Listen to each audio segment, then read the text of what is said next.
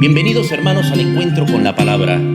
Inspirados en la oración breve, el ciego Bartimeo: Jesús, hijo de David, ten compasión de mí.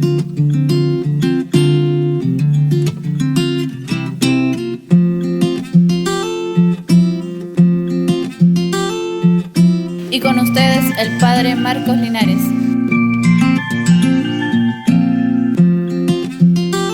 La lectura de hoy está tomada del libro del profeta Isaías, capítulo 56, versículo 1 y versículos 6 y 7. Esto dice el Señor: velen por los derechos de los demás, practiquen la justicia, porque mi salvación está a punto de llegar y mi justicia a punto de manifestarse. A los extranjeros que se han adherido al Señor para servirlo, amarlo y darle culto, a los que guardan el sábado sin profanarlo y se mantienen fieles a mi alianza. Los conduciré a mi monte santo y los llenaré de alegría en mi casa de oración. Sus holocaustos y sacrificios serán gratos a mi altar, porque mi templo será la casa de oración para todos los pueblos. Hermanos, es palabra de Dios. Te alabamos, Señor. La lectura de hoy es del Antiguo Testamento, tomada del profeta Isaías, uno de los profetas importante o más importante que anuncia la venida de nuestro Señor Jesucristo. Dice la lectura del profeta Isaías: yo creo que a estas alturas todo aquel que se llama cristiano, todo aquel que honra, que alaba, que bendice y que da gloria a Dios, debiera conocer parte de la Biblia, si no toda, gran parte. Y un libro en especial del Antiguo Testamento, el libro del profeta Isaías. Esto hay que conocerlo. Tenemos que distinguir entre Isaías el panadero e Isaías el profeta. Esto es muy importante. Recuerden que cuando abrimos la Biblia, tiene la Biblia arriba, la parte superior de cada hoja, el nombre del libro. Dentro del texto un número grande llamado capítulo. Y luego dentro del capítulo números pequeños llamados versículos o versos. Pues el profeta Isaías, en el capítulo 56, es un libro relativamente largo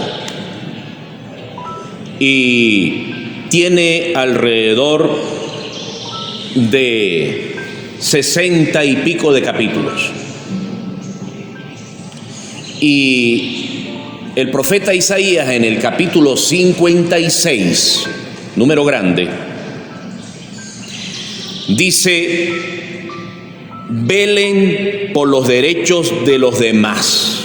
Imagínense ustedes, ¿cuántos siglos antes de Cristo dice el profeta Isaías esto?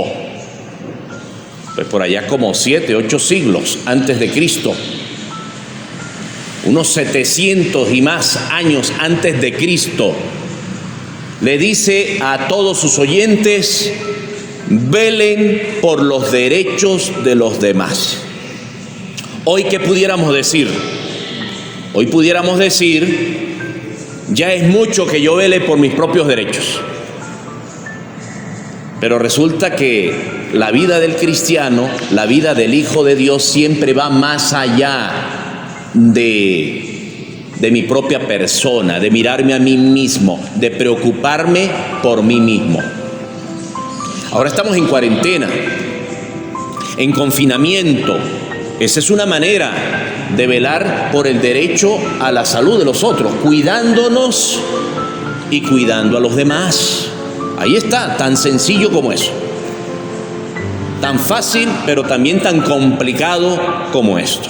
Y estamos hablando de salud, pero pudiéramos también cuidarnos la vida no matarnos los unos a los otros, cuidarnos la buena fama, la dignidad de la persona, no señalándonos los unos a los otros, cuidándonos siempre en la verdad, en la sinceridad, reconociendo mis fallas, mis errores, pero sabiendo que el otro también tiene errores y fallas como yo, que yo no soy superior al otro. Velen por los derechos de los demás, dice el profeta Isaías, y continúa: practiquen la justicia, porque mi salvación está a punto de llegar y mi justicia a punto de manifestarse.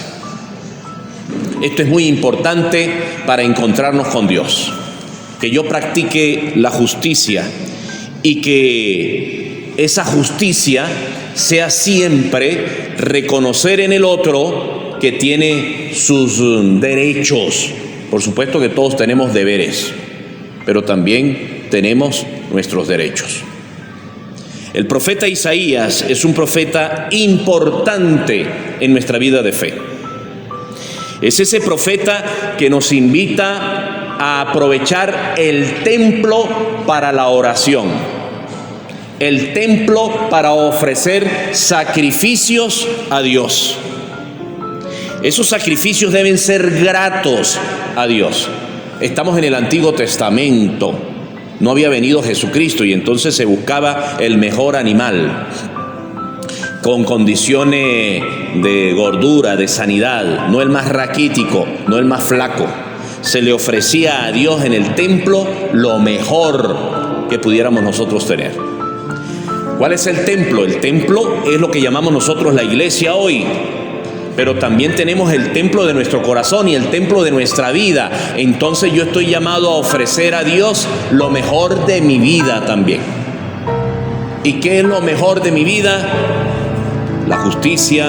¿Qué es lo mejor de mi vida? El velar por la necesidad del otro. ¿Qué es lo mejor de mi vida? La fe, la esperanza, la compasión, la misericordia, el perdón.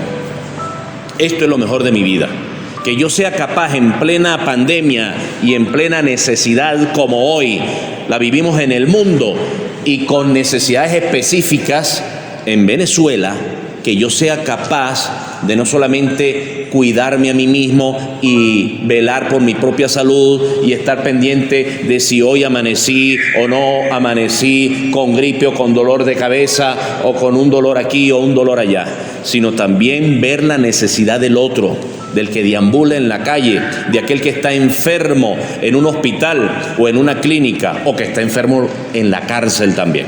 O sea, que en mis oraciones yo vele también en esa oración por el derecho que el otro tiene a ser visto con misericordia, ya por parte de Dios, pero también por parte de cada uno de nosotros.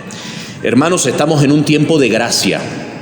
La pandemia es un tiempo tan difícil y nos llena a unos de desesperación, de nervios y de preocupación, pero a otros de esperanza, de valoración y de acercamiento a Dios. Es un tiempo de gracia, depende como yo lo vea, con el cristal que yo mire, depende. O es lo peor que yo he vivido en mi vida, o es la oportunidad que yo he tenido en mi vida para hacer un alto y darme cuenta que la ciencia no está por encima de la sabiduría y del amor de Dios.